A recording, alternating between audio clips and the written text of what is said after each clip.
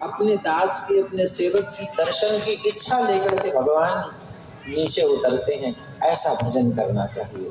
श्रीपाद भक्ति सिद्धांत सरस्वती गोस्वामी श्री प्रभुपाद कहते थे कि हमें भगवान को देखने का प्रयास न करके ऐसा साधन, ऐसा भजन, ऐसी सेवा करना चाहिए कि भगवान खुद ही देखने आ जाए कि भाई इतनी सेवा कर रहा है। ध्रुव महाराज ने ऐसा भजन किया कि स्वयं भगवान देखने आए, लेकिन ध्रुव महाराज तो नेत्र खोल ही नहीं रहे, क्योंकि अंदर ही इस रूप माधुरी का पान करके जो गुरु जी ने, नारद जी ने बताई थी, वो जागृत हो गया स्वरूप, उसी को देख करके मस्त हो रहे हैं। कुछ आवश्यकता नहीं है दुनिया की, तृप्त हो रहे हैं। भगवान ने कहा ऐसे तो ये प्राणायाम पूरा छोड़ेगा नहीं, श्वास प्रश्वास लेगा नहीं, सांस लेगा नहीं तो देवता से सृष्टि की सांस रुकी पड़ी है, कष्ट हो रहा है। भगवान ने तुरंत अपनी माधुरी जो हृदय में जो ध्यान कर रहे थे तिरोहित कर दी, खींच ली। अब जैसे किसी को बहुत सुख मिल रहा हो, अचानक छिन जाए तो तब छटपटाता है, ऐसे ध्रुव महाराज एकदम से घबरा कर नेत्र खोलते हैं, कहाँ गए कहाँ गए। वही स्वरूप भगवान का बिल्कुल सामने खड़ा हुआ है।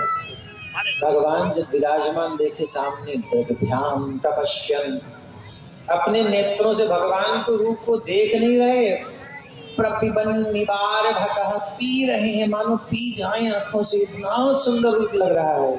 क्यों लग रहा है? क्योंकि हृदय स्वच्छ हो जाता है तो भगवान का रूप सुंदर लगता है।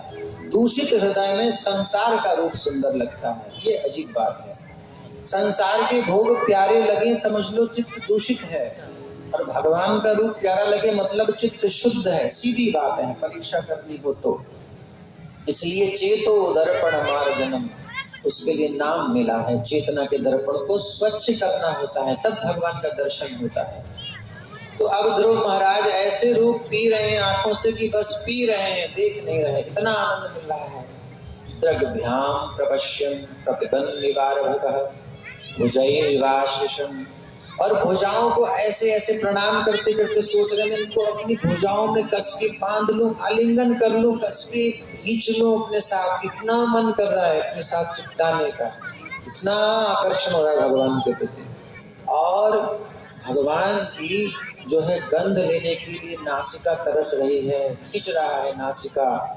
और ऐसे ही हरेक इंद्रिय भगवान का स्पर्श पाने के लिए व्याकुल है। वाणी में इच्छा हो रही है, मन में कुछ गुणगान करूं, उनकी मधुरिमा का गान करूं, उनका वर्णन करूं। भगवान मुस्कुरा जाते हैं और अपने हाथ में जो शंख था उसका स्पर्श कृपया कपोले, कपोल से स्पर्श कराते हैं। और जैसे ही भगवान स्पर्श कराते हैं मस्तक से, उनके गाल से, वैसे ही ज्ञान शक्ति का संचार हो जाता है।